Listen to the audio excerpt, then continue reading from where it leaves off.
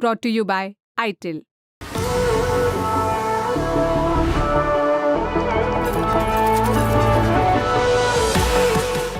कि सम्मान को दांव पर लगा करके हुड्डा फैमिली ने खेला है, इस बात को भी आने वाला कल माफ नहीं करेगा और इस बात के हमेशा गुनाहगार वो रहेंगे। बीजेपी के लोग ही बिठाने वाले हैं। मैं सबसे पहले जब हम गए थे उन्होंने परमिशन लिया था जंतर मंतर पे। मेरा देश मेरे साथ खड़ा है, मेरे अपने मेरे साथ में है, वो मेरे लिए मैटर करते हैं। ब्रजभूषण कभी एग्जिस्ट नहीं करता। हरियाणा विधानसभा चुनाव से पहले 6 सितंबर को विनेश फोगाट और बजरंग पुनिया कांग्रेस में शामिल हुए।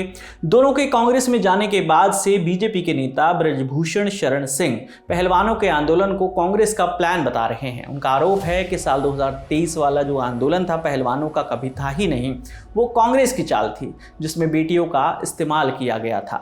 अब ब्रजभूषण सिंह ने आरोप लगाया है कि हुड्डा परिवार ने देश की बहन बेटियों का अपने फायदे के लिए इस्तेमाल किया है। आपको बता दें कि यहाँ पर हुड्डा परिवार का मतलब कांग्रेस के नेता भूपेंद्र सिंह हुड्डा और उनके बेटे दीपेंद्र हुड्डा से है। ब्रजभूषण ने हुड्डा परिवार की तुलना महाभारत के पांडवों से कर दी है। उन्होंने कहा कि बेटियों के सम्मान को इन्होंने दांव पर लगा दिया है। सुनिए। देखिए, महिलाओं का प्रदर्शन नहीं था। फर्स्ट डे ऐसा लगा था कि ये खिलाड़ियों का प्रदर्शन है, लेकिन फर्स्ट डे के बाद जब आप ही लोगों ने उनसे सबूत मांगना शुरू किया तो धीरे धीरे उनके साथ से लोग हट गए।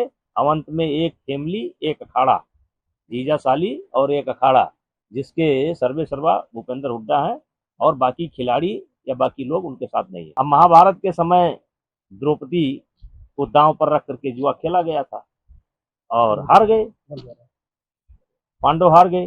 देश अभी भी इस बात के लिए पांडवों को माफ नहीं किया। वैसे जो दांव हमारी बहन बेटियों के सम्मान को दांव पर लगा करके हुड्डा फैमिली ने खेला है, इस बात को भी आने वाला कल माफ नहीं करेगा और इस बात के हमेशा गुनाहगार वो रहेंगे। क्योंकि जो घटनाएं मेरे ऊपर 3 प्रमुख घटनाएं हैं, कोर्ट का विषय है, उन तीनों में मैं बाहर हूँ।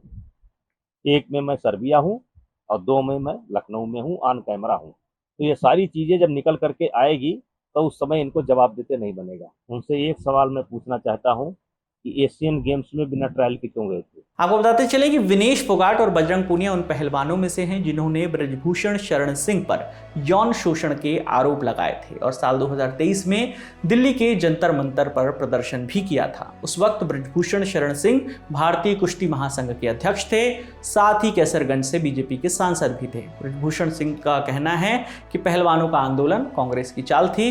इस पर अब विनेश का जवाब भी आया है। उन्होंने कहा कि जंतर मंतर पर प्रदर्शन करने की परमिशन देने वाले लोग बीजेपी के थे। बीजेपी के लोग ही बिठाने वाले हैं। मैं सबसे पहले जब हम गए थे उन्होंने परमिशन लिया था जंतर मंतर पे। देखो सर, वो तो आगे की प्रोसेस है, सारा लीगली हम सब रेडी कर रहे हैं सारी चीजें, तो जैसे भी होगा वो करेंगे। ये भी कहा है कि जो आपके साथ फाइनल में हुआ वो आपका आप गलत तरीके से क्वालिफाई ओलंपिक के लिए। सर, ब्रजभूषण देश नहीं है, मेरा देश मेरे साथ खड़ा है, मेरे अपने मेरे साथ में है, वो मेरे लिए मैटर करते हैं। ब्रजभूषण कभी एग्जिस्ट नहीं करता।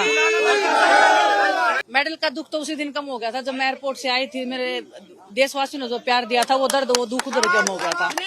अभी तो इनका दुख कम करना है मेरे को, वो मेरे पे जिम्मेदारी है।